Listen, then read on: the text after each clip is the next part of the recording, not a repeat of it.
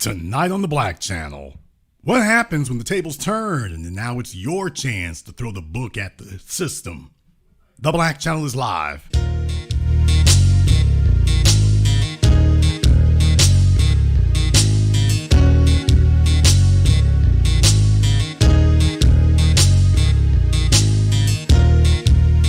Unapologetic, unadulterated, and absolutely uncompromising.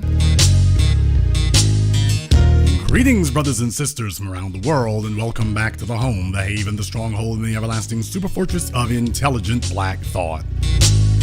We are the Black Media, and this is the Black Channel, and I am your host, your brother, your humble servant, the voice of Black America, the Black Authority, broadcasting to you live from the only historically black college university of higher education and learning in the cosmos. Of course, you are welcome to join us.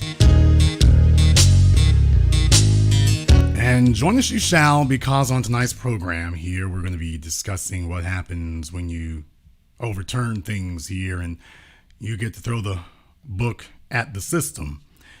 Before I start here, let me go ahead and caveat with a couple of things here. First of all, I've been sick for a few days, so I'm running a temperature of 100 and something right now. I got chills and a fever, which is kind of crazy. I'm very, very cold, and yet my temperature is almost 101 as I'm sitting here on this microphone right now. But I decided to go ahead and just drag myself out here anyway. So here I am. So if I sound a little different or subdued, that's part of the reason. The next reason is because I'm on the road, and if you hear some background noise or voices, they done put me next door to the Princess Zamunda. I mean, this dude here, I don't know if he's working on the new Jollof recipe and having an argument with the Food Network about, how much seasoning they should put in it or not put in it. I don't know what is going on over there, but for some strange reason, they put me next to him. And so I'm just like, okay. He must have sold all his crypto money to get a suite next to mine. He must have sold all his little Nigerian scam money. He must have sold all of that to get a suite next to me. So, I mean, it's one of those things where he's been on the balcony and he's living his best life. Apparently, this is it right here. He's like, man, I'm so far from Sally Struthers and them. It's just, life is just good right now. It's just, it's called a window. It's a window and a balcony. It's just good grief. So so if you hear, because you're going to hear him, I mean, he is just too proud to be here. So if you hear voices and whatnot, that's him all the way over there. And yet he's doing the most. It's like Eddie Murphy in Trading Places, he's one of them dudes. So I'm just letting y'all know right now, he's one of them, he's one of them. So just letting you know, it's not because I'm janky. It's because they done put me next to the damn refugee program. But so on top of everything else, I got to deal with that. All right. So on tonight's program here, there is a video that has made the rounds. There is a video that is all over the place right now. It's out of Las Vegas, Nevada. And there was a guy who was there for sentencing. And he clearly did not like what the judge had to say. He wanted bail. He was there to convince the judge, Yana, I'm a changed man. Yes, I know all these violent assaults on my record and things, but trust me, Yana, I'm a different dude this time. I'm a different dude. It's just, it's not fair. I'm a different guy. That's what he was there for. And if you want the quintessential example of what not to do at a court hearing, if you want a quintessential example of what you should never do at a court hearing, because it might feel good in the moment, but I assure you there's no way this ends well, not now or in the future. And yes, there are updates on it. So what I want to do here, okay, Princess Zamunda is conjuring up some witchcraft again. But what I want to do here is I want to go ahead and I want to play the video for you all in case you are among the few people who hadn't seen it. If you're on my Twitter, you've already seen it there, but I want to go ahead and play the video for you here so you can see for yourself what occurred. And then we're going to go ahead and discuss that.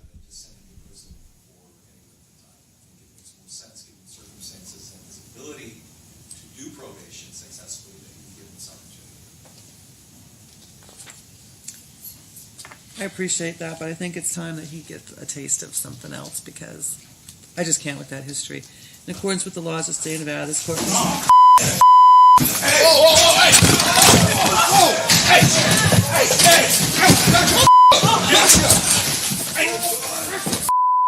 So, needless to say, he wanted to express his displeasure with the judge and her ruling. He wanted to express his displeasure with it. So, he was letting her know what was going on. Oh, the poor little court reporter back there just flailing away on dude. He just... But you see, they putting the boots to him now. Do you see that? Do you see that? Yep. Okay. I'm just letting you know, by the way. Okay. So, in this courtroom, when they read you your rights, they give you your lefts too. So, you can see what happened there. They gave him his rights and his lefts.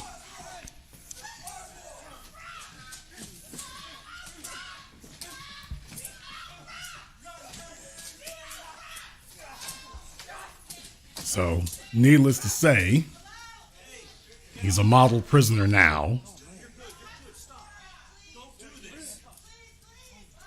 At least he's supposed to be there. So that was what happened to him there.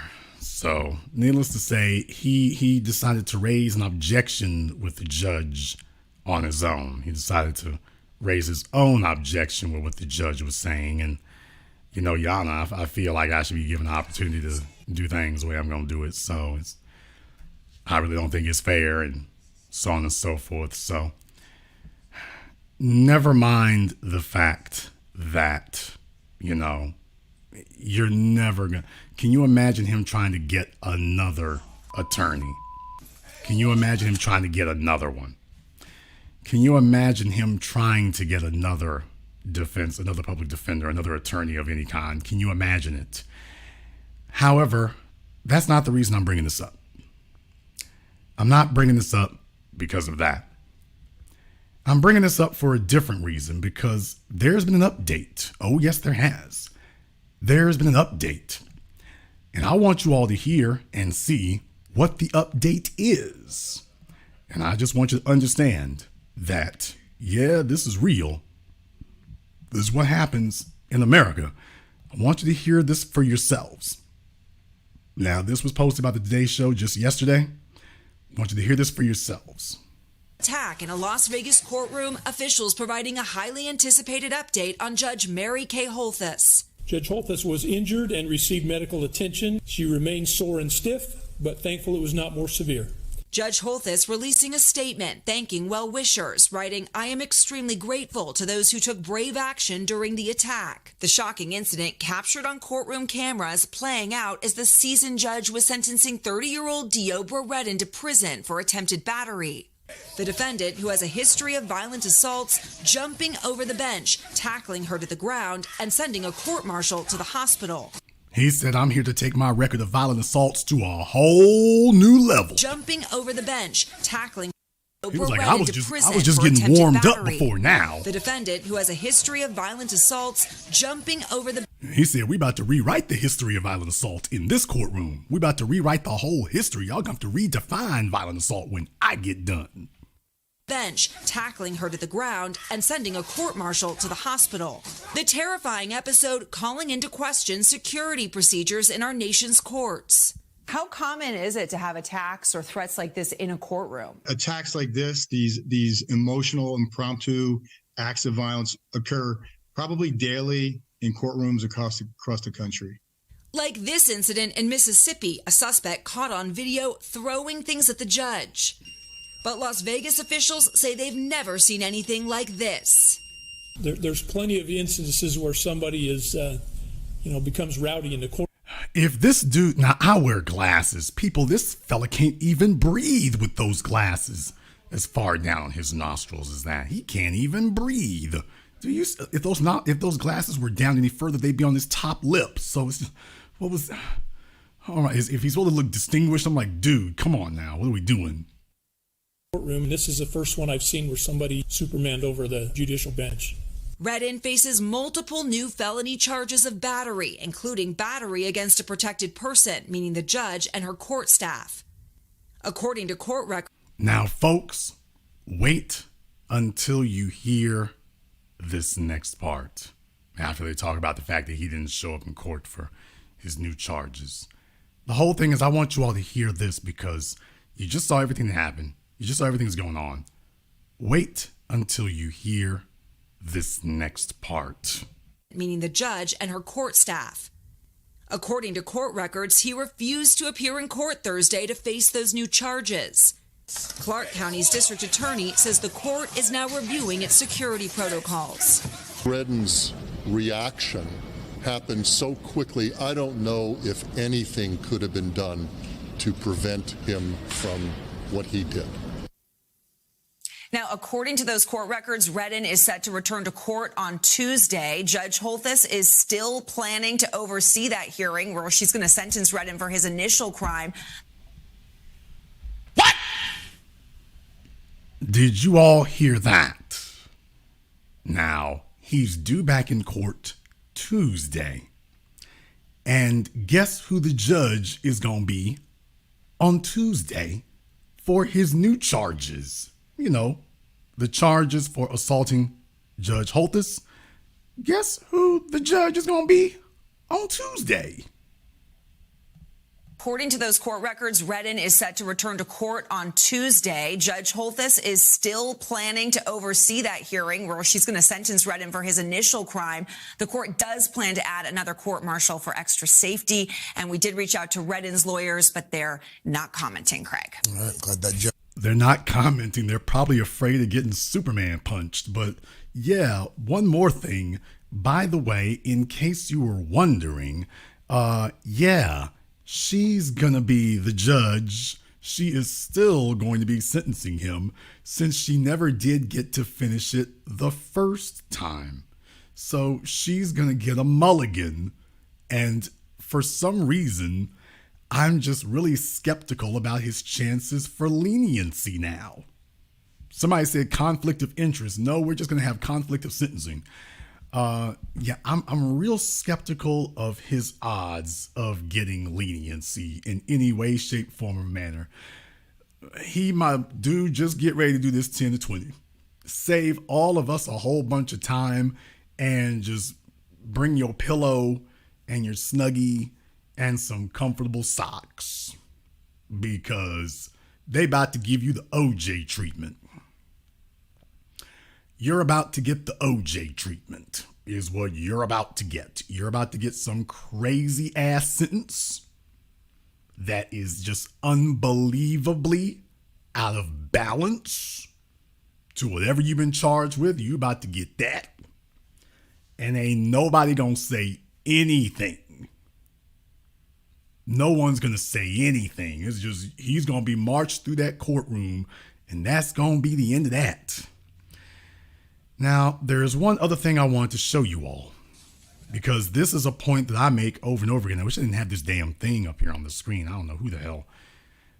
Do you all notice something here? Do you notice that he's really the only black person in the room?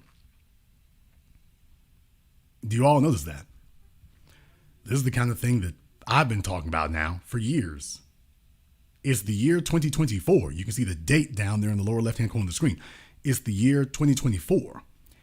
And he's the only black person in the room.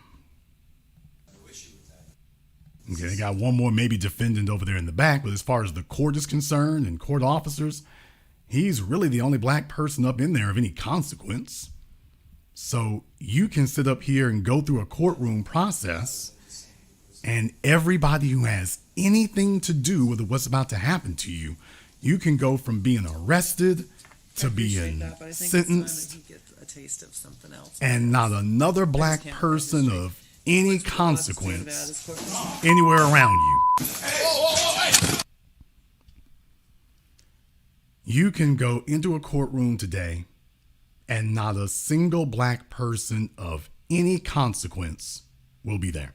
Just other fellow slaves with you. That's all you're going to get. That's it. Now, I don't know this judge's track record. I don't know her record. I don't know what she's done. I don't know how she's comported herself. I don't know if she has a history of misconduct. I've been in no condition to look it up. I don't know if she's a Judge Schrader. I don't know if she is or is like the judge that, sentenced OJ. I don't know. But what I do know is that when these people here are doing this kind of stuff here, I got questions. When folks start doing things like that, I got questions. And I like to get the backstory. I want to know, is there something else we don't know? I just want to know if there's something else that we don't know. That's all. So, pretty much at this point right now, I'm like, yeah, old boys, trust me, when you get back to her, she ain't gonna throw the book. She gonna throw the bookcase. Then they're gonna get another judge, and whatever she don't throw at you, he gonna throw at you. Then they're probably gonna find a third judge to throw some more charges on you, and whatever the other two didn't give you, he's gonna go look. He's gonna go have his clerk staff go research and go see if there's something else he can throw at you. So that's where you are today. Now, it is very tempting to do theatrics like that. Now, in all seriousness, though, it's very tempting to do theatrics like that. It really, really is. But think about it. What do you accomplish with it? I mean, what do you accomplish with it? Just seriously. Tack on a bunch of time and this, that, and the other. And now you've made it where I hope he makes use of the prison library, because he's not going to get an attorney to help him with that. And now they'll have just cause for any attorney to just basically not take him on as a client. So that's where you'd be at. Being emotional can get in your way. That can get in your way. But by the same token, I don't know what part that the system played in this. I don't know what part they had to do with this. But let me be clear, he was obviously not a model citizen. He obviously was not.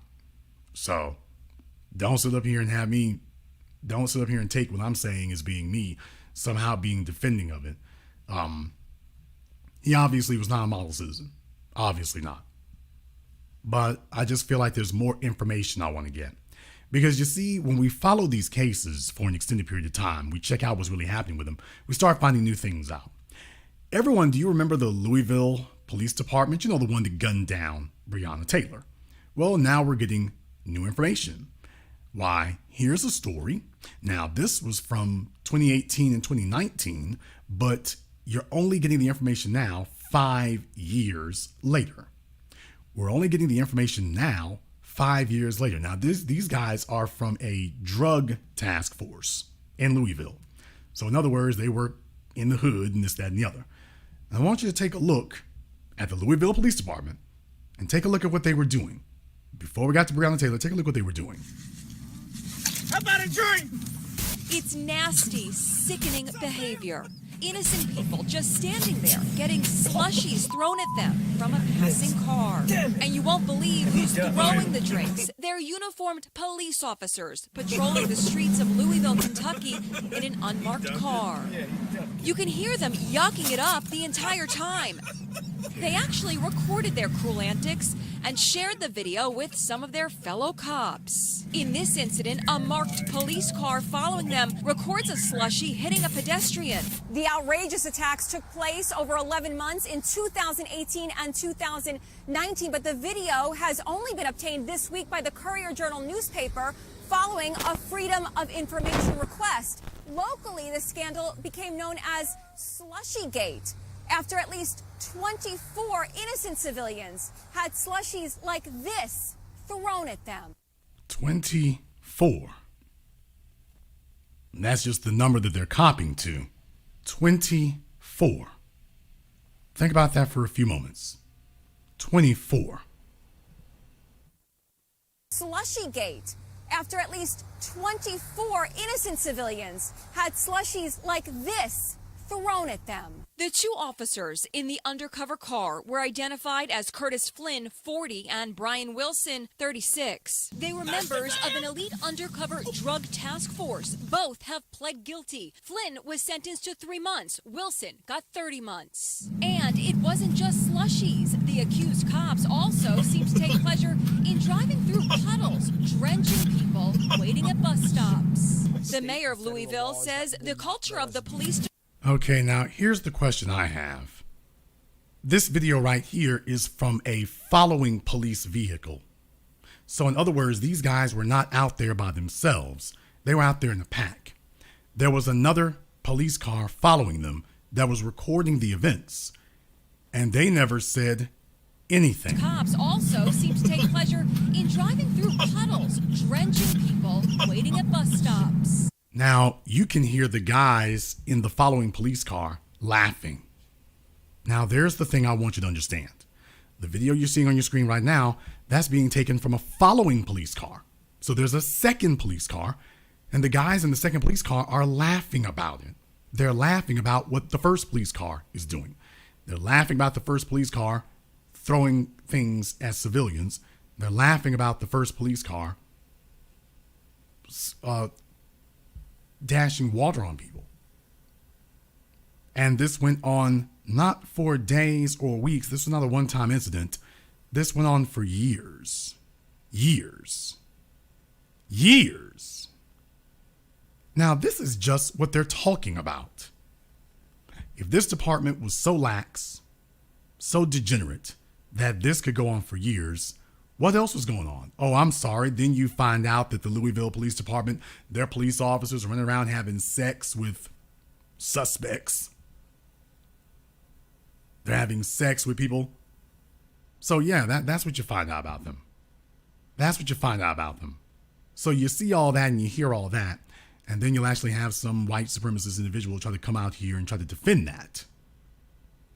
Because we don't have all the information. That's right, a police department where once you started looking into Breonna Taylor, you just uncovered this entire roach's nest of problems.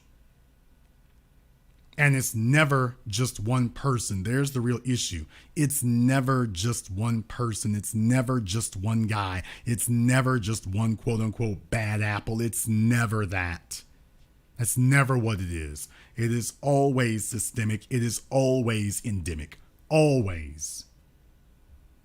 The real thing is don't investigate it and don't look into it. Yeah, because you have to overturn the whole thing. Because this is not an example of police officers gone rogue. That's the whole point. You don't have this many of them operating this way at the same time, and that's not the culture of the department, that's not what's expected of them. They're doing that because that is the culture of the department.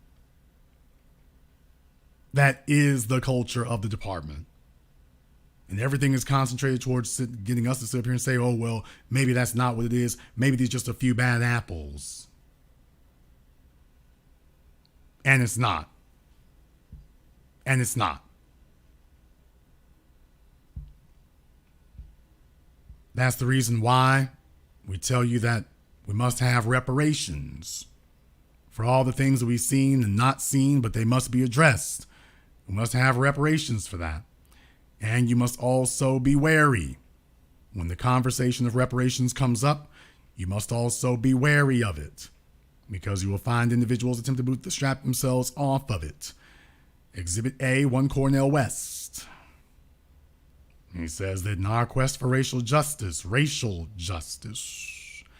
this campaign commits to bold, transformative policies. We advocate for reparations, acknowledging the historic debt to Black Americans, with a directive to complete this process in 2 years. Glad to hear that. Glad to see that Cornell West is focused and his eye is on the ball. Glad to see that he's focused on the right thing. Glad to see that this... Wait a minute. Town hall to liberate all people everywhere. I was I was unaware that all people were oppressed. I was unaware of that. I didn't know that everyone was oppressed. I didn't know that. Dr. West is informing me of something new here because I was completely unaware that there was anybody else having any issues there. Now he wants to let us know that that's what it is. By the way, January 7th, that's tomorrow. So just in case you thought this was old, maybe you thought this wasn't forward looking. Oh, no. This is tomorrow. This is tomorrow. 12 noon to 3 p.m. This is tomorrow. By the way, one more thing. This salon style conversation, salon style. Why didn't he say barbershop, y'all? Salon style. When do they discuss politics at the salon? What is salon? What are you talking about? What are you talking about? Salon? Seriously? Salon. So it gives you some idea of what you're looking at there. It gives you some idea. Going forward here, it's not accidental when that kind of thing occurs. It's not accidental. When that happens there, just understand they've got a pretty good list of individuals they can count on to come and drag that out in front of us. So I just want you all to be aware that when you hear those words and hear those things, there's a reason why stuff doesn't get done. Now, I said all that because I want to bring us to this point. When Cornel West talks about legislation, and I mentioned this last week, you get so much done. You could get so much more done if you have people in influential places. By influential, I mean people with notoriety, people with a name. Folks, if those folks with notoriety or a name, if they ever actually spoke up, see, they want to talk when they're behind bars. They want to talk when their butts are in a crack. But let me tell you, if they ever stood up and just said what we've been saying the whole damn time, that would change everything. And that's the whole reason why the overwhelming majority of them do not do so. I'm just telling you all right now, if they did it, they wouldn't have to do it 20 or 30 times. They'd only have to do it once, just once. And that would be enough to fundamentally change things. As long as they don't back down from what they said, that would be fundamentally changing things. Well, Jason, how can you be sure about that? Because we just got another reminder and proof of that this week. We just got another overwhelming and reminder of that this week. That if you ever had these folks actually stand up and say something, they wouldn't have to do it for 3 or 4 months. If they just sat there and said it and stood on it, that would fundamentally transform things. And that's what I want to talk about here. When I come back from this very brief commercial, non-commercial break, I want to talk about the power of simply advocating for Black people. I want to talk about the power, not of legislation, but of simply being a spokesperson and advocating unapologetically, unadulterated and uncompromisingly. The power of doing that. That if you would just speak, because I have no problem with a Taraji P. Henson talking. What I'm saying is, by the way, are they talking like this? Are they talking like this? We're going to go ahead and get into that here in just a few moments. Before we do, I want to thank everyone, and I do mean everybody who has contributed to support tonight's program on PayPal, Cash App, Super Chat, Venmo. As always, my man, Mr. Richburg, we appreciate your support, brother. Thank you very much. We appreciate that. Also to my man, Mark B. Thank you very much for your support. Brenda Starr, Andrew L., and everyone else. And by the way, just to let you all know here, Cash App has disabled both of my Cash App accounts. So no reason given, They're just saying we're reviewing your account, so no reason given for that. So for those of you who want to contribute to the program, please be aware you do have other options for that. They're in the description of the video. PayPal, Venmo, Super Chat. You do have that available to you as well if you wish to support the program. And I thank you very much for doing so. We're going to take a very brief commercial, non-commercial break. When we come back, we'll be dealing with the power of speaking up. This is the Black Channel. Hello, my name is Steve Burgess. I'm the author of this book, Guidelines for the Successful Student, a closer look at parenting your school-aged child.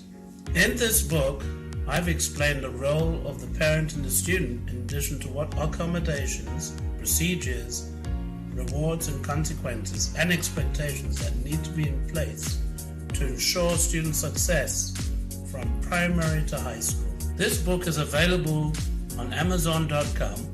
For more information, please visit my link tree at Easy One-on-One, and to access my latest podcast, A Teaching Moment with Mr. B. Thank you all for listening. A white supremacist assassin seeks revenge. Corrupt FBI agents with evil intentions. Dangerous black collaborators dedicated to treason. Occam Jeffers must defeat them all and somehow survive. One misstep and he's a dead man. Join Occam Jeffers as he looks the devil in his blue eyes and tells him, Black first. A sequel to the underground hit War of the Heart, Spirit of 1811 Publishing presents God Love Us, on sale at Amazon. Pre-order and save today. Visit spiritOf1811publishing.com and show your love. Order yours today to experience all the benefits of Ash Kickin' Natural Body Butter with skin so smooth and soft, you'll thank us for it. Shop Ash Kickin' online. That's ASHKICKIN.com.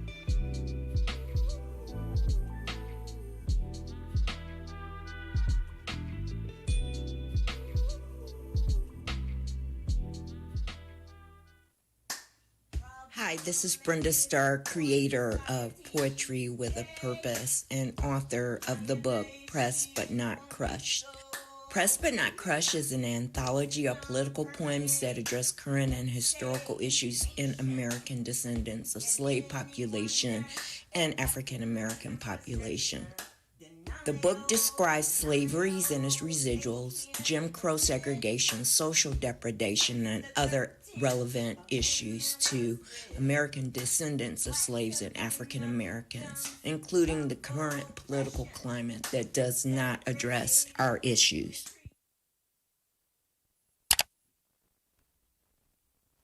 This is the Black Channel. I am your host, your brother, your humble servant, the Black Authority. Very glad to be with you all here this evening.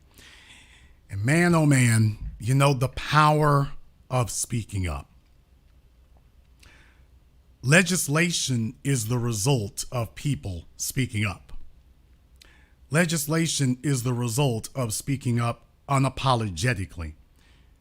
This idea that, well, it ain't worth it if I can't get XYZ results, getting people talking on a mass level, that alone is how you change a culture and change a nation. By changing what they're talking about, what they're dwelling on, what they're thinking of. That's how you do it. That's how you do it. And this week, we have seen a quintessential example of that on Shannon Sharp's YouTube program, Club Shay Shay. Of all the people he could have had on there, and he's had people on there more famous and more well-known than Cat Williams, but Cat Williams brought something that those other people did not bring. Cat Williams brought an unfiltered flamethrower. Was what he brought. He didn't come there to have the same conversation. Matter of fact, within the first 5 minutes of the interview, you knew the Cat was there on business. Cat was not there to play around. Cat was there on business.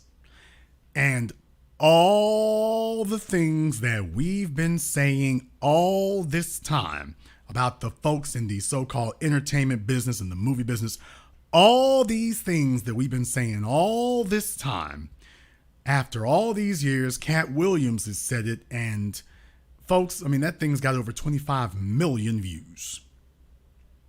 25 million. That's more than your television shows, your radio shows. That's it. That's the takeover. That's the takeover. He just drowned out everything else in the room simply by having the courage to speak it and to say it. That was the real kicker of it. Having the guts to do that. Now, I've talked about this for years, and I do not expect the so-called celebrity class to save us. But I do want to make one thing clear. If you are entertainers, athletes, so on and so forth, you are not abdicated. Look it up. You are not excused from your responsibility to speak up on behalf of your people. And if you don't, then we are going to keep in mind that you did not do so. And when eventually you find yourself in a compromised position, because that is the way the story always ends, if and when you do, just understand that when you come scrambling for us, that's what it's going to be. When you come scrambling for us, that's what it's going to be. So what I want to do, for those of you who hadn't heard it, I want to play some of it for you here. You gotta be careful about getting copyright struck, but I want to play some of the key parts of it for you here. When he's talking about Ricky Smiley, talking about Friday, talking about Kevin Hart, all the things that I've been saying now for over a decade. And those of you who watch us here, we've been saying this for decades now. And Cat Williams, he's gotten tens of millions of views for a interview that didn't have a bunch of promotion to it. And yet it lit the world on fire simply because he was willing to say what we have been saying all this time.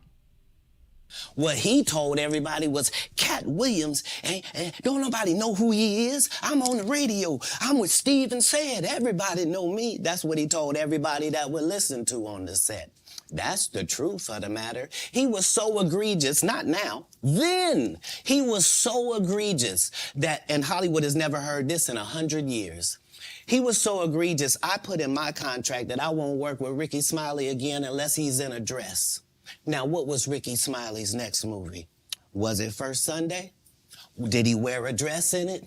You bet he did. It's in my contract. Why would you put that in your contract, Cat? That's where he's a believable actor. Damn! Okay. So Cat Williams said he's coming with his hands out. Cat Williams said he's coming with his hands out. So he's just letting everybody know, and by the way, if this is the last interview he ever gives, it's going to be one for the record books. Why is it the rest of these cats were not doing this before? You already know the reason for it. Don't tell me about respecting them. Don't tell me about respecting them. Him and Tyler Perry can't play a man to save their life. They play good women, and I believe that the best actor should be in the best role. And I agree with that. I absolutely agree with every word that he just said. So that's why, because when we released that clip and he said that, you responded because he said he was supposed to play Money Mike and you were supposed to play Santa Claus. An outright lie. So that he knows is a lie. So why would he say it? Because he's a liar. Nobody knows why liars lie. And that's why I had to come on the program. Cedric did the same thing. Cedric told you when you asked him, did you steal Cat Williams' joke? Yeah. He said, it don't line up. How it don't line up that I did it on TV in 2018? You came to see me at the Comedy Store do it in 2019 and then did it on the Kings of Comedy.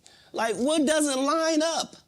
This is a televised joke that Mark Curry helped me punch up and get to the level that it was. The same Steve that went to go watch Mark Curry do his whole sitcom and then stole everything Mark Curry had. Now Steve got a sitcom where he the principal and he wear a suit and then he gets this high top fade, making all black men think he got the best lineup in the business. And it's a man unit. Then you ask it, why you not a movie star? I didn't want to be a movie star. This the same Negro that hated on Bernie with this same thing. I didn't want to be a movie star. No, you couldn't be a movie star. There are 30,000 new scripts in Hollywood every year. Not one of them asks for a country bumpkin black dude that can't talk good Oba-Kaby and look like Mr. Potato Head. There ain't none. You would have to have range. I played a lot of characters, 60 movie roles. I'm not playing Cat Williams in there. I don't know, Cat. We might not let you drink anymore the way I mean, we ain't even got... I'm not fueled by alcohol. I've had a sip, less than you.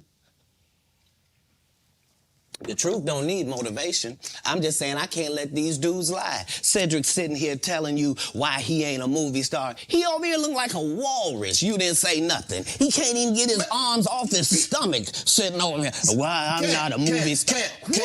It's a situation. He never wrote anything. Remember, when Cedric the Entertainer starts, he's supposed to be singing, dancing, and telling jokes. That's why he's called the Entertainer. Right. We found out he can't sing, can't dance, and doesn't write jokes. He did 4 comedy specials. They're so bad, Shannon, they're not available on Netflix or Tubi. Can I say that again for the audience? They're so bad that they're not available on Netflix or Tubi. You don't think Sam's a good comedian? The world doesn't think that, sir. I have 12 comedy specials. Okay. All right. Okay. You don't think he's a good comedian? The world doesn't think he is. All right. Okay. He has 4 specials that are not available on Netflix or Tubi. It seems to me, Cat, that you had a lot to get off your chest. No. You wanted to set the record straight. Winners are not allowed to allow losers to rewrite history. I don't say any of these things if my name is not breached by these people on your platform. If you give a liar a platform to lie, then I'm not being messy by saying, hold on, that never happened, it's untrue, and there are hundreds of witnesses for each thing I'm saying. So let me ask you this. What is your relationship with Steve Harvey, Ricky Smiley, and Cedric the Entertainer as you sit here currently? For 30 years, they're a group. These aren't 3 random guys. The way that Ricky Smiley kept appearing at all of my auditions is because of Steven said he would tell anybody that, listen, they got a gang on that side. They know what it is. They know who the gang is. Why Earthquake not in movies? 'Cause he's illiterate. He can't read. And they found that out when they gave him a show and put the cards in front of him. Like, all of these dudes are co-entwined and they share secrets. And this is the age of truth. And the truth doesn't need to be scared of the fact that people tell lies. Cats on drugs. Where are the stories? Why is there no story of anybody who ever sold a drug to me, did a drug with me, was around me when I was inebriated? I got 5 daughters. I got 5 sons. Why would we tell these ridiculous stories? Very good point, by the way. I mean, if Cat Williams is all strung out like a dope fiend, wouldn't we be hearing the Bobby Brown stories and the Whitney Houston stories and so on and so forth?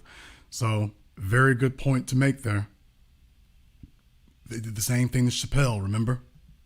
Because it's competition. You feel like, well, why comedy guys can't just get along? Yes. Why didn't you get along with the other teams you were competing against? If you're a Denver Bronco, why you don't get along with the Cowboys? Something wrong with you? But I don't disagree. I don't dislike all the Cowboys. Cat damn, you like this? No, that's okay, not. What comedians do you like? Did you play against the team? Yes.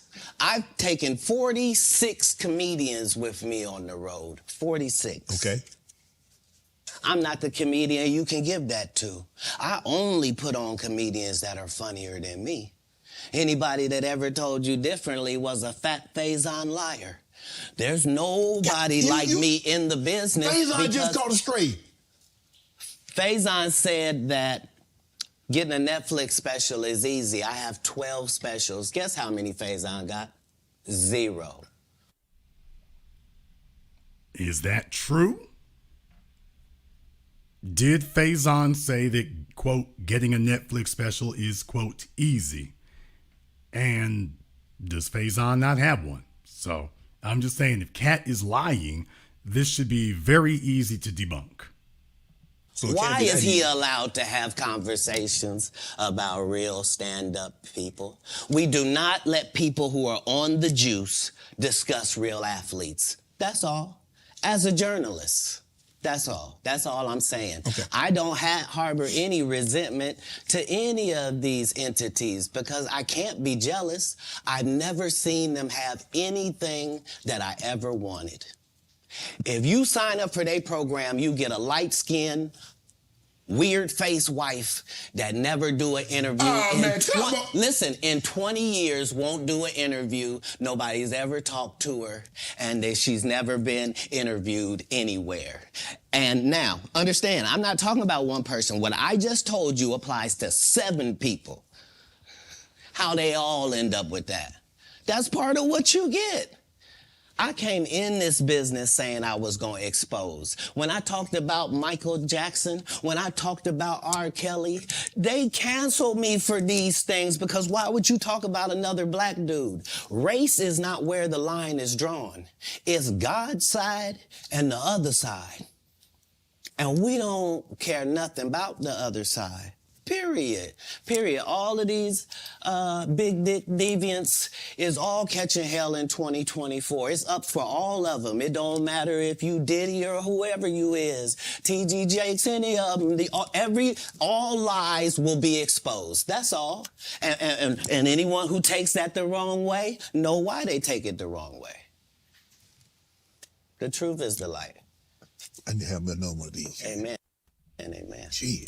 Well, I will say one thing. I respect somebody who comes out and speaks it plainly, because the problem isn't that everything he may be saying is right.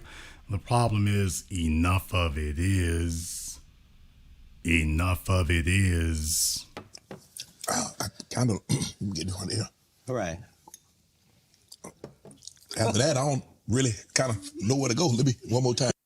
That's why I'm saying, that's why I can't let Ricky Smiley say he was supposed to play Money Mike, because I wrote the words for Money Mike. I designed the hair for Money Mike. I collaborated with the wardrobe department and made outfits to make sure that no one in America would be wearing what Money Mike was wearing.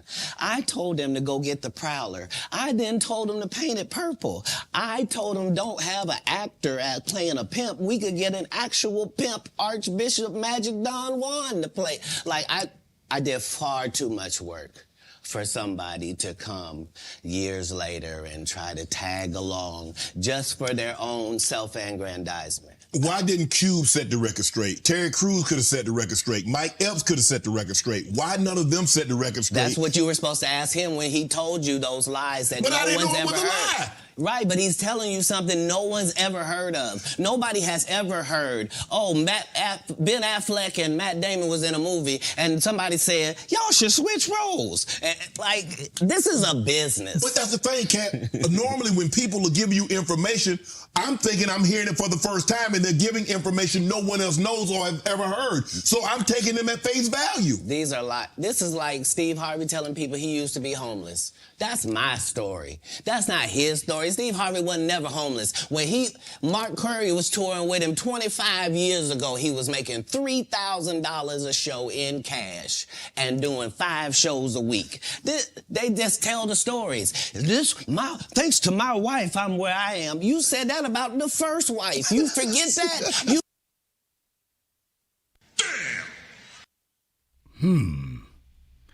Found that to be interesting there, by the way. Found that to be interesting. Couldn't have gotten here without my wife. Didn't you say that about the first one? Oh, well, I really mean it this time, though. You told us it was her, then you went and married somebody else that think like a man. Like, what are you talking about? They think they can rewrite history. Guy Torrey did a beautiful special about the Comedy Store and Fat Tuesday, where he said that Steve and Cedric and Kevin Hart and Tiffany Haddish came through there and made... All lies. Steve and Cedric never performed at the Comedy Store at all. Tiffany was only seen at the Laugh Factory. In 15 years in Hollywood, no one in Hollywood has a memory of going to a sold-out Kevin Hart show, there being a line for him ever getting a standing ovation at any comedy club. He already had his deals when he got here. Have we heard of a comedian that came to L.A. and in his first year in L.A. he had his own sitcom on network television and had his own movie called Soul Plane that he was leading? No, we've never heard of that before that person or since that person. Yeah? Wow, Jason Black said this how many years ago? A fella who just popped up out of nowhere and all of a sudden deals left and right, just like Cardi B. As Charlemagne said, the machine has chosen them. They've been picked up and chosen by the machine, and now the machine is behind them. Somebody you never seen, never heard, Barack Obama. All these folk who just pop up and show up out of nowhere, and then all of a sudden they've just got this massive amount of support that individuals who've been in the game for decades don't have. Oh yeah, that's a plant. Haddish came through there and made... All lies. Steve and Cedric never performed at the Comedy Store at all. Tiffany was only seen at the Laugh Factory. In 15 years in Hollywood, no one in Hollywood has a memory of going to a sold-out Kevin Hart show, there being a line for him ever getting a standing ovation at any comedy club. He already had his deals when he got here. Have we heard of a comedian that came to L.A. and in his first year in L.A. he had his own sitcom on network television and had his own movie called Soul Plane that he was leading? No, we've never heard of that before that person or since that person. What do you think a plant is? Maybe people don't understand the definitions of these words. Somebody in the chat room named Jonathan Majors, and I want to remind you that you're absolutely hitting the nail on the head. The whole reason for injecting a plant is because of that one thing. Plants don't have deep roots. If you just took someone, plucked them out of obscurity, and put them in a position, you can make them hot real quick. But there's one thing that that person doesn't have. They don't have deep roots. They don't have a fan base that goes back years and decades. They don't have people who gonna march with them and walk with them no matter what. They don't have deep roots. So when it becomes, if it ever is to your benefit to come and knock them off, you can knock them off very easily because the roots ain't deep. As a matter of fact, you're the one who gave them the little bit of roots they have. So you don't have to worry about that. So if you want to know why it is that that's so essential to do, it's, a plant doesn't have deep roots. So if we ever want to knock him off, it won't be hard to do it. He's only as firm in the soil as we make him. And his firmness isn't very hot, isn't very strong. That's why you see folk come and go in the music business. That's what they've been doing now for 30 plus years. They don't cultivate hit careers anymore. They cultivate hit albums that come and go. Your roots aren't deep. When they get ready to scuttle you, you're dead and gone. Forget about residuals. Forget about publishing. Forget all of that. Diddy has made a whole damn fortune for himself doing that. He just did his documentary with Chris Rock where he shows you that his whole upbringing in comedy was on the East Coast. Yeah, it was. So how simultaneously was he here in Los Angeles doing the same thing? It didn't happen. It didn't happen. And I hate to seem like a petty individual for picking apart lies, but Jussie Smollett gonna keep lying until you say we don't believe you. Like, it's important in the checks and balances of the universe that liars not get to make complete narratives for themselves. Are you not afraid about being blackballed again? These are some power people. What do you mean again? These people are not powerful. Satan can't create anything. That includes blessings for his people. That's why, you know what the number one job of somebody that sold their soul in Hollywood is? What? Is to act like it didn't happen. They all do the same job.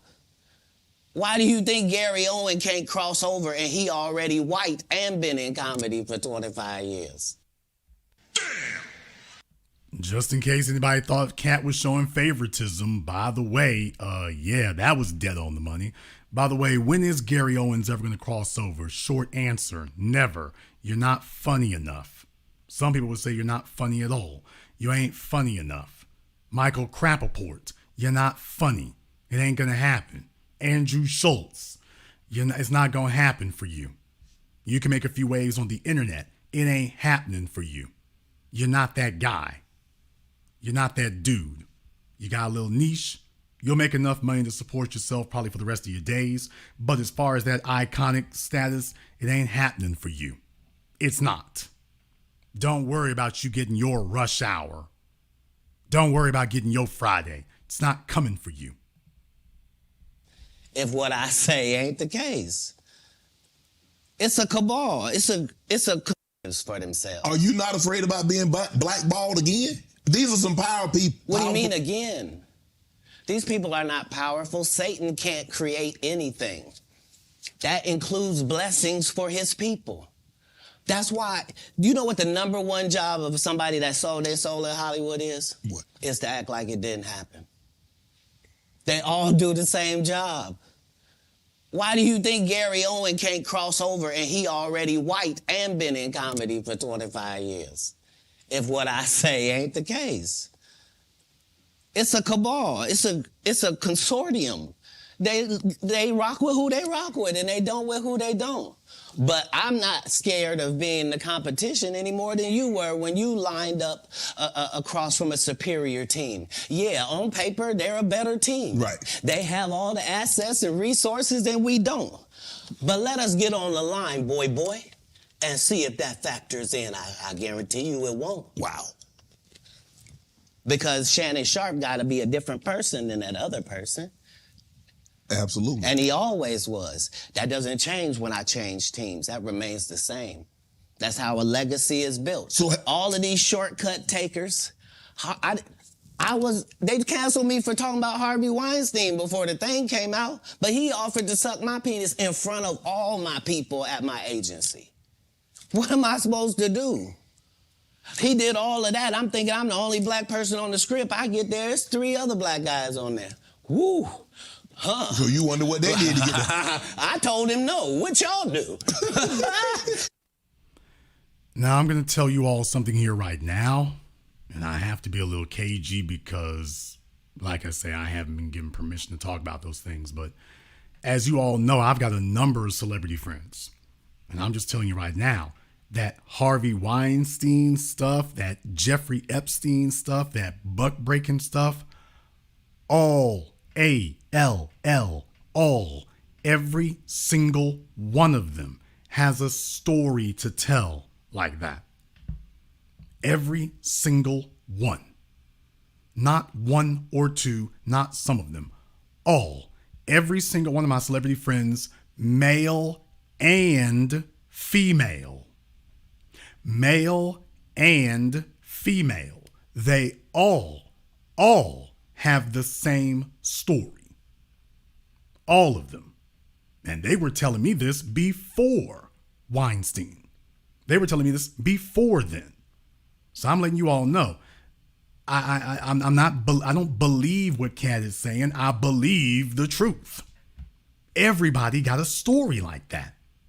All of them are like, hey, you know, it's like, I can't get this gig because I can't get this show because I won't do X, Y, Z. And then you see these other folks like, yeah, he ain't really as funny as y'all, but how is it they putting the investment behind him? He doesn't have the street credibility. He doesn't have the talent. Yeah, but he was willing to do things you ain't willing to do. And y'all know it. Y'all know it. Come on now. Why do you think that the rap game today is inundated with straight up strippers and hoes? What? Come on now. Back in the 80s and 90s, you had to have talent to be a female in the rap game. Today, I challenge you to show me a female in the rap game who's got genuine talent. I can show you all of them who got in through the door with their stripper and hoe credentials. And I'm talking about straight up, 10 toes down, platinum plated, express card, stripper and whore credentials. When y'all think about it for a few moments, do you realize how they've overrun the game with that? Acting like that's something funny or whatever. It's like, then you take a look at it and say, I'll be damned. No, we got a room full of just straight up strippers and hoes now. I mean, straight up card carrying strippers and hoes. And that's it. You think that's accidental? It's like, oh no. No. No, never been accidental. Never. And this is why when I walk in a room, heads go down. Behind my back, I'm nothing. I'm just a regular old comedian that's bitter and jealous. But in my face, no. The king has walked in and they have to respect it only because I've not taken the shortcuts. I've not been funded. They pay you to not talk about things they don't want you to talk about. They tell you that themselves. I can't do that because Steve told you that he stopped doing stand-up because he has 7 TV shows. The only problem is when he stopped stand-up, he didn't have those 7 TV shows. He stopped stand-up because he got in a comedy battle called the Championship of Stand-Up Comedy with one Cat Williams in Detroit in front of 10,000 people and lost because Cat Williams said he was actually bald and that was a wig. And I went in, and that's why he couldn't do stand-up anymore. Imagine him coming to tell you another story where he got so big and it was Bernie and them's fault because they wanted to be movie stars. What? You called Ocean 11 to get that nigga's part. What do you mean you didn't want to be a movie star? So on the behalf of Bernie, I would have to say what I have to say. Bernie ain't here to speak up for himself anymore, so I want somebody to speak up for him. I find that story to have credibility to it now, whether or not it's rock ribbed or not, I'm not 100% certain. I guess Steve can certainly show his receipts if it isn't. But, oh yeah, Bernie Mac had genuine talent. Bernie Mac had genuine presence. Bernie Mac had range. Bernie Mac could do a number of different things. We talk about comedians, we talk about being, kind of slapstick and kind of silly. Bernie Mac could do a number of different. Bernie Mac wasn't just, this crazy wild-eyed black man sitting up here, and he can just go off at any minute. That's not everything that Bernie was. I was just watching the first Transformers live action movie from 2007. I was just watching some of that the other day and it was the scene at the car lot with Bernie Mac. He was the car salesman. They had Bernie Mac in it, he was the car salesman. And he was waving at the woman across the street to try to show the customers how friendly he was in the neighborhood. And she sat up here and gave him a rude gesture. And he was like, oh, don't be like that. I'll buzz your ass in the head. And I'm just saying that man had range that. He could convince you he was a car salesman. He could also sit up here and throw a line like that at you out of nowhere, and it works. That's talent. The kings of comedy. Let me just tell you, that brother's dress code was impeccable. The dress code was impeccable. He didn't have to go out there and buffoon or nothing. When the brother walked out there, he was dignified, he was sharp, and he was there to throw it down for 15, 20 minutes, ruthlessly. Then when you saw him on the Bernie Mac show, here he is doing the Father Knows Best thing, but it works. So he's not just this really off-the-wall kind of character. That's the whole point of it. Steve Harvey is the same person everywhere he goes. Steve Harvey is the same person in every show. Steve Harvey is the same person in every appearance. Steve Harvey is the same person on every platform. It's the same guy. It's the same guy. He's like Tom Cruise. It's the same fella every time. He's like Jack Nicholson. It's the same person every time. It isn't anybody different. But you know what Steve Harvey is? Steve Harvey is incredibly reliable, because I told you all about this decades ago that Steve Harvey said the same thing that Tyler Perry said. Tyler Perry was homeless. Steve Harvey said the same thing that Tyler said. Lord, if you ever get me out of this situation, I swear I'll do anything and never go back to it. And I challenge you to show me if that's not what's been happening. I challenge you to show me if that is not what has occurred. I challenge you. I challenge anybody to show me if that is not actually what happened. Because if it ain't, explain to me how in the hell we sitting here. Explain to me how we sitting here if that's not what has occurred. And then you realize what's going on. It's not accidental when you see that. It's not accidental when you see that. Now, if you had folks speaking up like this the whole time, man, that would make a big difference now, wouldn't it? That'd make a big difference.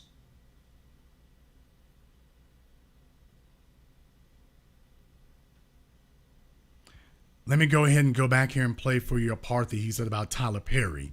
Once again, another thing that you heard from me literally decades ago, and when I pointed it out, some of the slow, thick-headed people in the room and around the world didn't want to accept it. But by the way, here's Cat Williams saying it 2 decades later. Tell me, folks, is this not what Jason Black told you 2 decades ago about Tyler Perry? It's the period where the victims get to say, they've been hurting me for a long time. And I just ain't said nothing because I was trying to be strong and I didn't want to shame anybody. When our people call out for help, we got to understand. You know what I mean? Like we put too much pressure on Tyler Perry. Mm-hmm. You know what I mean? He ain't put nobody on.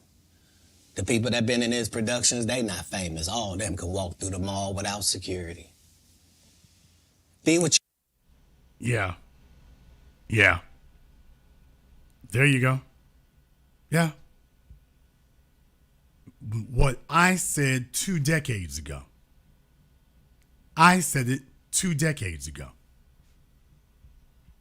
I've been saying that consistently this whole time. That, by the way, I couldn't help but notice Quentin Tarantino makes a movie, white folk get put on. Martin Scorsese makes a movie, white folk get put on. Michael Bay makes a movie, white folk get put on. Tyler Perry can make movies for 2 damn decades. Not a single person in his movies has ever been put on. The only folks who are on are the folks who were on when they walked in the door. Janet Jackson. So you can work with Tyler Perry if you're already on, but do not expect Tyler Perry to put anybody on except himself. I've been saying that, the lone voice in the wilderness, now for 2 decades. Those of you who've been listening to me for 2 decades now, you know I've been saying that consistently, repeatedly. By the way, don't nobody get on because of Tyler Perry. Tyler Perry doesn't put anybody on. Tyler Perry doesn't put anyone on except himself. Now, he does put himself on. He's done great and wonderful things for him.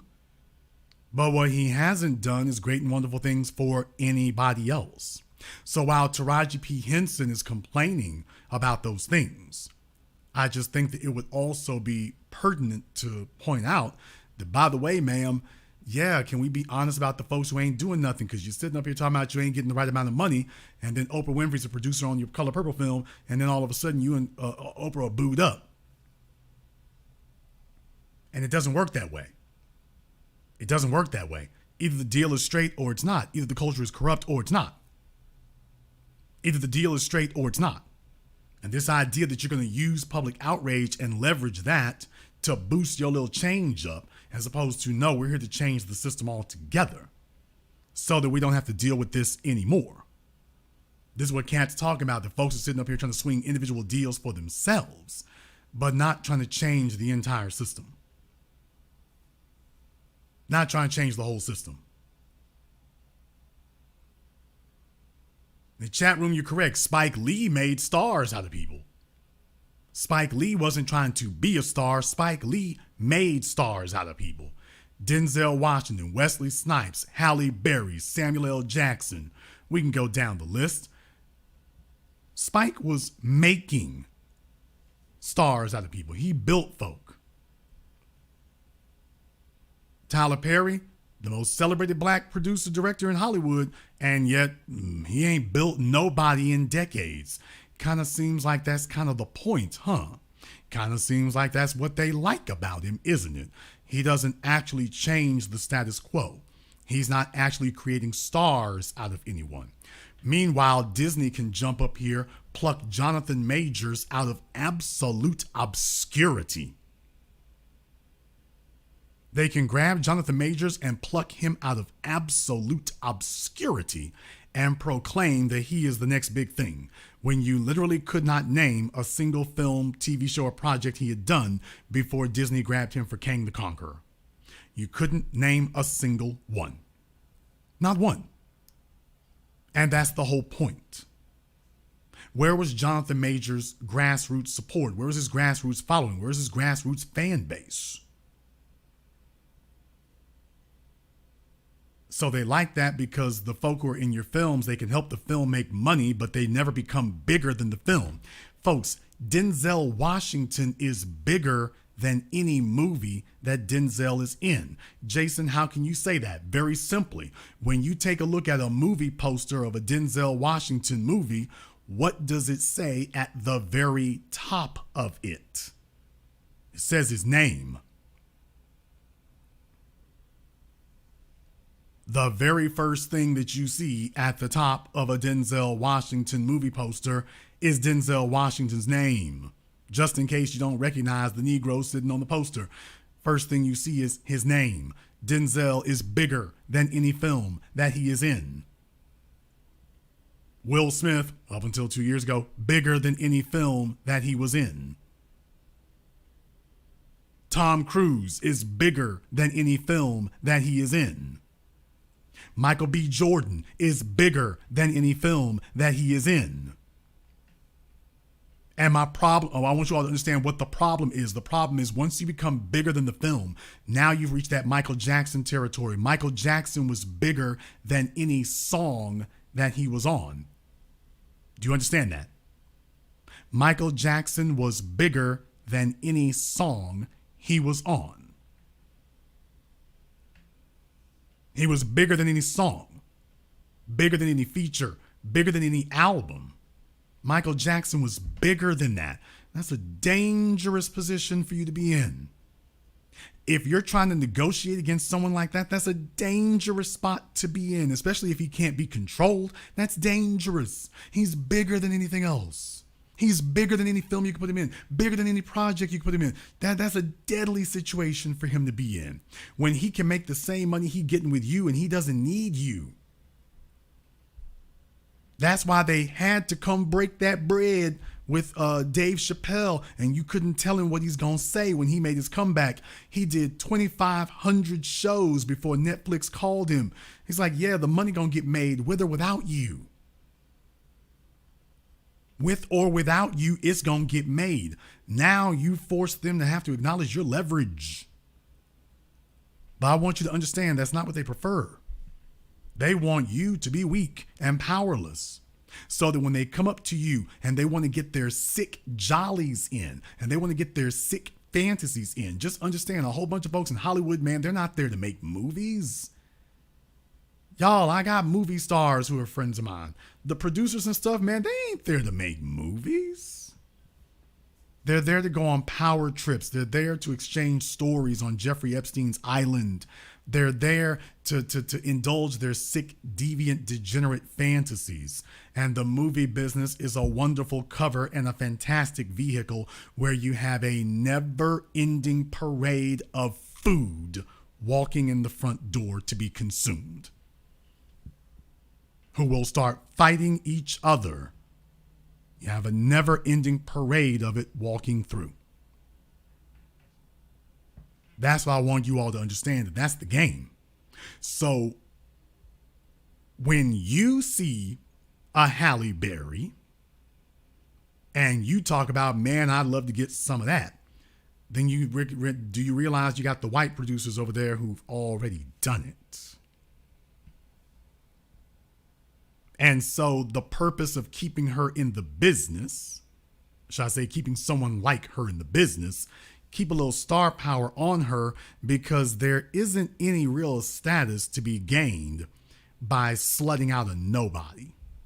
There's only status to be gained by slutting out a somebody. So as long as she is a somebody, there's something to be gained from doing it. There's an attraction to it. There's a thrill to it if you're slutting out a somebody. But if you allow her to become a nobody, well, there's nothing to be gained from that.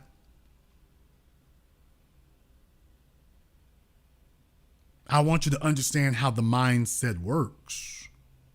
Yeah, we could slut out a nobody, but it's a whole lot more fun to make them a to slut them out as a nobody before they become a somebody, then slut them out when they're a somebody. That's more of it. There's a lot more satisfaction from doing that. And then, of course, the goal becomes moving on to the next one. The goal becomes moving on to the next and the next. So you have this voracious appetite that just devours everything. And that is the movie studio system that you are in. So when a male shows up, then the goal and the priority becomes, what can we do with him? How badly does he want it? What can we get away with here? What can we exploit here? What can we make happen here? So it all is a giant game. When you hear about P. Diddy and his freak-offs, P. Diddy is a poor man's imitation of Jeffrey Epstein and all the others like Epstein. Diddy was just a poor man's version of that. He was trying an imitation, his pathetic imitation of something he had seen the white men do. That's what he was doing. He was just doing his pathetic imitation of what he had seen the white men doing. And then he said, well, let me go ahead and try that. And then next thing you know, he wants to do that all over the place. That's exercising power for them. It's a fetish. It's a power fetish. See if you can get somebody to do something that they swear they wouldn't do. See if you can coerce or force someone to do something, to give in. See if you can dominate them. See if you can overpower them. Can you entice them? Can you wear them down? Get them to do something that they wouldn't do otherwise. That's the thrill of it. That's the thrill of it. I've told you all here for years and years now. I've had to enlighten folk about professional sports, because a lot of people are living under a misnomer of professional sports. I had to talk about this a few weeks ago to remind you all that, by the way, when you look at the NFL and the NBA, you are not seeing the best basketball players and the best football players in the world. You are seeing the best basketball players and the best football players that were chosen. As I pointed out, if your high school basketball coach does not refer you to that college, you're not going. And certainly if the college football coach or the college basketball coach, if they put in a bad word for you, you're not getting drafted. If Nick Saban tells the New York Giants not to draft you, that you're a troublemaker, that you're a problem student, you're prone to injuries, you backtalk, you're insubordinate, that you're an excellent player, you're the best football player on the team, but you're a bad teammate, you do realize it doesn't matter what your stats are, you ain't going. Do not think that your stats are going to overcome his word. If Nick Saban or Les Miles or any of these other coaches out there, if the coach says, yeah, he's a good player, but he's a bad teammate, if he puts in the bad word for you, you're not going. You're not going. And you'll be sitting there taking a look at your stats and holding them up like a homeless bum on a street corner, trying to convince people that they need to pay attention to the numbers on that page. Take a look at my stats. Don't listen to the coach. Don't listen to the offensive coordinators. Don't listen to the dean of the school. Don't listen to the chairman. Look at my stats. Isn't this supposed to be about performance?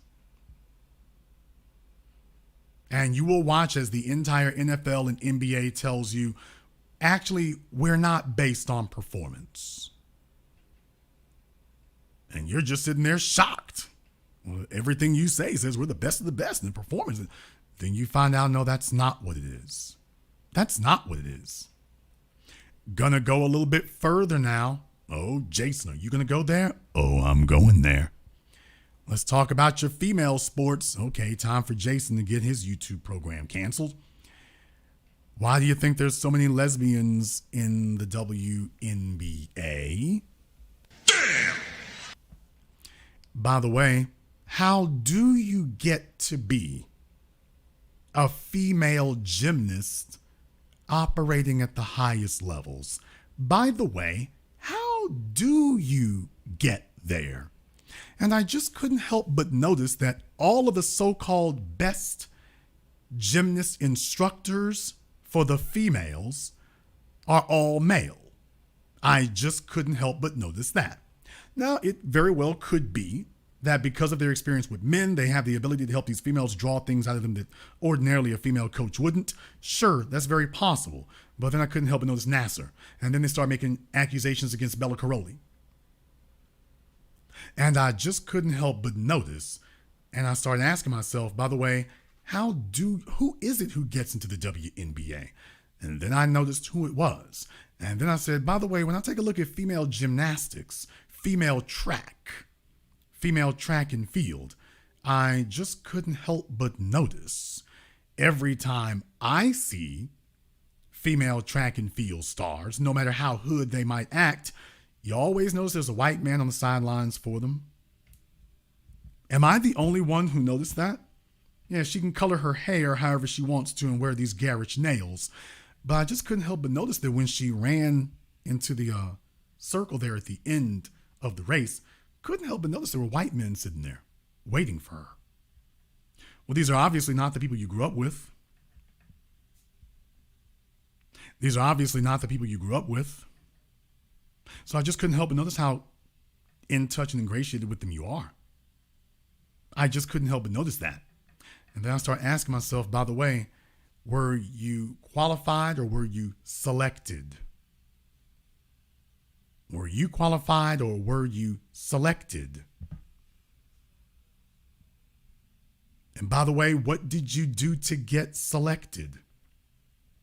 I'm just wondering.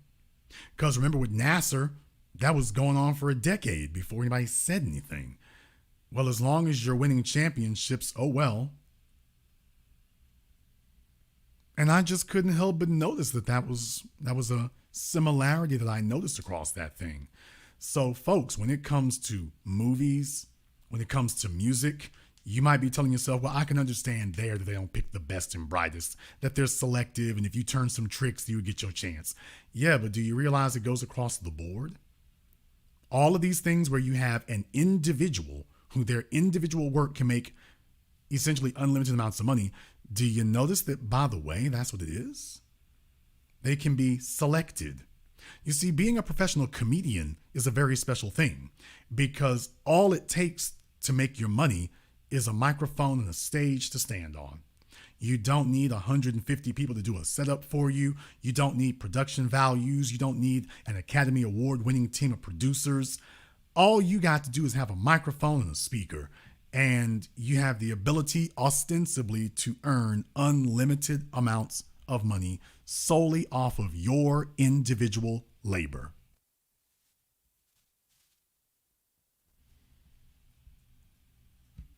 That makes that special. Performers are special in that regard. You have the ability to make an unlimited amount of money based solely and strictly off of your individual labor. Being a movie star, you got to have a big setup, a big production company. To be in professional sports, we're going to have the teams and things like that with their endorsement deals. As a performer, you can actually do that as an individual. Now, moving over into the sports world, you also have the ability to sign a big money contract on your own that is also contingent on your individual labor, even though you're working in concert with the team. But folks, they got gatekeepers and guardians on that. Oh, that's gatekept. They got gatekeepers on that.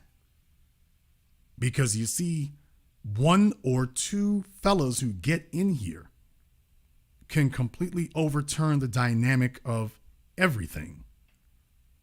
Now, the real issue here is that they have to humble a number of you. They've got to do that.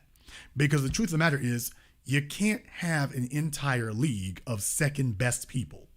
You can't have an entire roster of second best people. So you're going to have to get some of the funniest folk, but you're going to have to butt break them. You can't just have a whole roster and a whole team of second place people. There are going to have to be some folks. You're going to have to grab some elite people and you're going to have to butt break them. You're going to have to. That's going to be when it's going to have to be. So that's why there's so much pressure involved around. You can have some of these second string folk, but then you're going to have somebody who's truly extraordinary and truly special out there so you can show that, by the way, Yeah, we're not a second league team, league.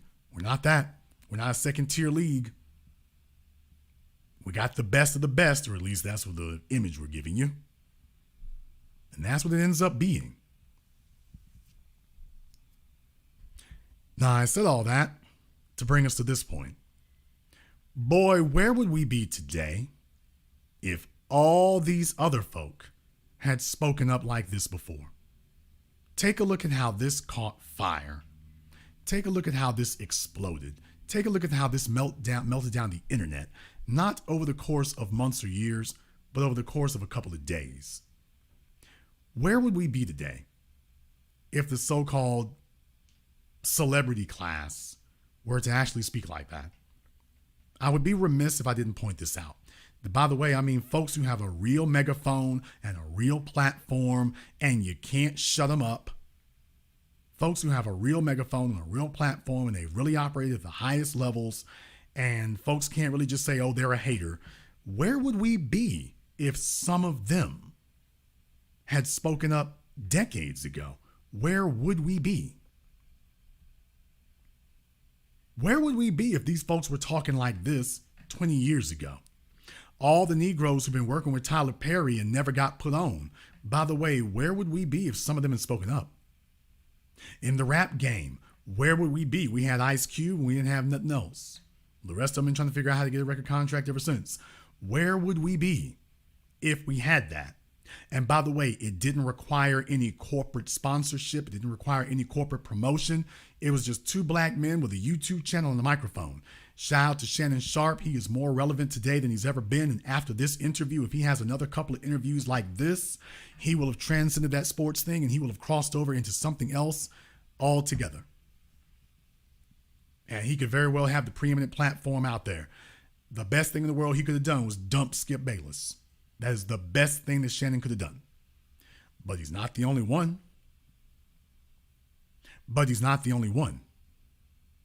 And where would we be if people talk like this before now? Because yes, being the voice of the new black media, that's great and grand and wonderful and everything else. But I just wanted you all to witness for just a few moments here. By the way, how would the dynamic overturn overnight if some of these other folk with a bigger platform simply said the same words that we do? You couldn't sit up here and call him crazy. You couldn't call him stupid. You couldn't say he was lying. You couldn't say he was a hater. He said the same thing about the dress. You didn't hear anybody trying to go at him talking about, well, let them express their truth and their sexuality. You didn't have anybody doing that when he called it for what it was. He sounded like us, and you had the support of the people. So what that tells you is that anybody trying to sell you the idea that what we have to say does not have popular mass support is lying. Their whole job for the last 20-something years has been to try to convince everyone that we're just some pirate radio station, but that we don't really speak for the masses. That the masses don't really identify with what we have to say, that we're outliers, and that the masses really identify with Lil Nas X. That's been what their whole plan has been, is to try to convince us, well, the masses don't really agree with you. The masses agree with Lil Nas X. The masses agree with Oprah Winfrey. So that's the reason why it's okay for us to pretend you don't exist, because they don't really agree with you. You're not speaking to anybody. And then you go on Twitter and you see his bull ring nose Twitter, and rainbow dress Twitter jumps up and tries to tell you that they try to give you the impression that, oh, there's this big loud group of people out there and see the masses don't agree with you. No, it's not. These are the same individuals who just go stalking folk on Twitter all damn day. The same group of people who migrate across that whole platform all damn day, stalking people and trolling them. That's why eventually you can block enough of them that you don't hear from them anymore. It's not us who don't speak for the masses, it's them who don't speak for it. But they're a very loud, vocal minority who understand that they have to remain loud and they have to remain vocal. Otherwise, people will see them for what they are, invisible and inconsequential. And if we had this kind of support, if we had this kind of interaction, if a lot of these folks here would quit pretending that they don't know who we are, never heard of us, that they're not with what we do, if we had that kind of support, imagine where we would have been 2 decades ago. No, we don't have to be their flunkies. We don't have to be their groupies. They don't have to carry us around in the backpack. But if they were simply doing this 2 decades ago, speaking these talking points 2 decades ago, 15 years ago, 10 years ago, 5 years ago, imagine where we'd be today. But I also think this underscores the importance of buying people off. And you can never underestimate that.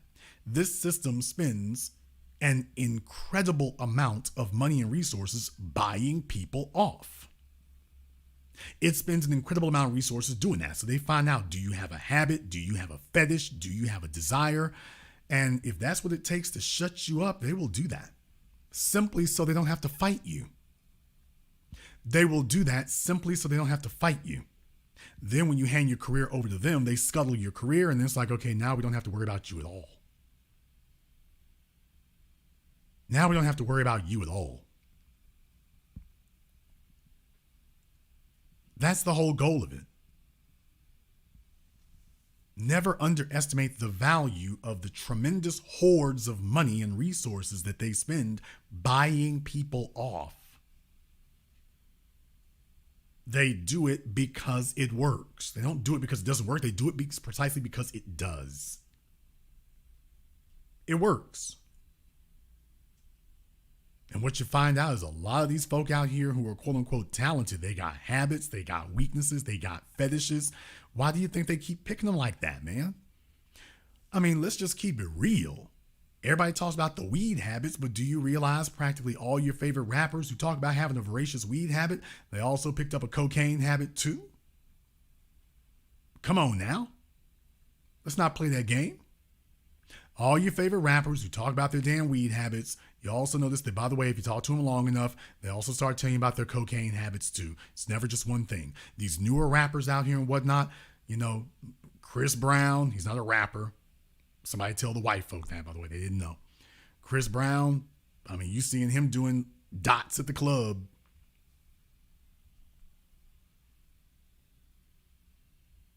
You see folks popping pills.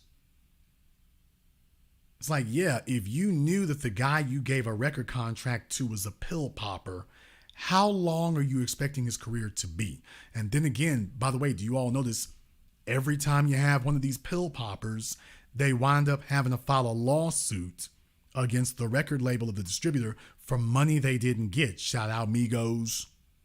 You notice that every time we turn around one of these pill poppers, one of these pill popping rappers, years later, they have to turn around and file lawsuits ostensibly for money that they didn't get. Well, how in the hell did you go through all that and sign that contract and do all this work and everything and didn't get what you were supposed to get or signed a bad deal? How did you do that? Well, I'll be damned, you were stoned. You were intoxicated, like you always are. So when they had a choice between someone who was clean and sober and you with your mumble mouth, inebriated pharmaceutical pill habit, they chose you. Yeah, your music is garbage, but we can control it. They'd rather have garbage music that they can control than excellent music that they don't. Folks, this is a power dynamic. They would rather have garbage music that is under their power and control than to have superb music that is not. Who cares what you don't get? Who cares what you don't have? Who cares if the industry, if the art form is trashed? Who cares if that's what occurs? Who cares? They're not in the music business for the reason that you are. Folks, right now you're entering a voracious period, and I'm going to talk about the music business here for a moment. You're entering a voracious period in the music business where the music is being treated as a commodity. They're buying up catalogs left and right from anybody who will sell them. There are 2 white men in particular who are doing this. And they're buying up catalogs from anyone who will sell them, and they're basically stockpiling them all as these giant repositories of resources. Here's the issue. These men are not fans of the music. That's what I want you to understand. These guys are like real estate investors or crypto investors or stock investors or comic book investors. They don't have any affinity or love for that which they are, quote, investing in. They are only concerned about their ability to financially exploit it. They don't love Future's music catalog. They simply see something of value that they can potentially exploit. That is their only interest in it. There isn't any point of their teenage years or their young adult years where Future made a song that really resonated with them. They have no interest in that whatsoever. All they see is, well, this is an alternative to investing in real estate or crypto. Couldn't tell you a Future song, a single song in Future's catalog. They just know it has value. And that's what they're buying. They're not music fans. They don't know anything about it. Any of you who worked at these distributors know that most of them don't know anything about the damn artists that they're putting out there. They just see if they get a... That's why all of them are getting signed from TikTok and Instagram now. They don't know anything about the song on Instagram or TikTok. All they know is it got 13 million views. All they know is you were able to get 13 million views. Now that they do know. But as far as your, quote, talent, no, we don't know anything about that. All they know is you were able to get 13 or 25 million views. Let's see if there's something there to use. And so they've got all these huge repositories of music catalogs now to be exploited. And it's just another resource to be used. But they are not there to elevate the art form. They're there to exploit the value, not the art form. They don't care if it trashes or destroys music as we know it. They will do it like they've done everything else. When they destroyed the pharmaceutical market, the real estate market, the comic book collector market, the internet market, the cryptocurrency market, they will just move on to the next thing. They'll just move on to the next one. They grab it, they rape it, they exploit it, they trash it, they destroy it, and then they move on. They don't care about our cultural heritage as black people. They don't care about black comedy. They don't care about black sitcoms. They don't care about black music. They just see this as a resource that they can exploit. And if it destroys it and ruins it, so what? It's not theirs. If they destroy it and ruin it, so what? It ain't ours. These people came from outside the community. They don't have any emotional or cultural investment in this. It's not theirs. And they would never allow you into the things that are of value to them. They would never allow you near it. So they have no problem trashing it and destroying it. They have no investment in it. They have no affinity for it. They have no love for it. And they're not going to lose anything when they do. Now, you'll lose everything, but they won't lose anything. They won't lose anything. They'll just move on. Now, you won't, because all you'll have are the ashes of what used to be your culture, now that they've trashed it and destroyed it. So recognize that there's a lot of money to be made, and there's a lot of money that gets spent in dominating your cultures. There's a lot that gets made, but more importantly, a lot that gets spent in doing it. It's big business precisely because it's big business. It's big business precisely because it is big business. And there's some of these other folks that spoken up a long time ago, instead of sitting up here trying to protect themselves as individuals, we could have done a lot more to protect them. Take a look at what we did with Colin Kaepernick, with Kyrie Irving. We could do a whole lot more to protect them, but every time that they get themselves in a bind, they go looking for the dominant society to bail them out, and the outcome is always what it always is. Always. Just thought that would be a good thing to point out there. We're going to go ahead and wrap things up here tonight. If you are new here to the Black Channel, welcome to the Haven of Intelligent Black Thought. We do this every weekend. Click that red subscribe button. Click that yellow notification bell. Join us each and every time that we are here. If you haven't been to our website, blackchannelfilms.com, you want to go check out our groundbreaking best-selling documentary work, 7 a.m. Gentrified Race War, all available on DVD and streaming at blackchannelfilms.com. I want to thank Wayhep31 for contributing to support tonight's program on Super Chat. We appreciate that. Big shout out here to Lachey and everyone else here who's contributed to the program also. I want to thank all of you for tuning in live or recorded. Thank you for liking, subscribing, and sharing. And this concludes tonight's broadcast of the Black Channel. I am your host, your brother, your humble servant, the Black Authority. And until next time, my brothers and my sisters from around the world, remember, Black is the future, and the future is uncompromising.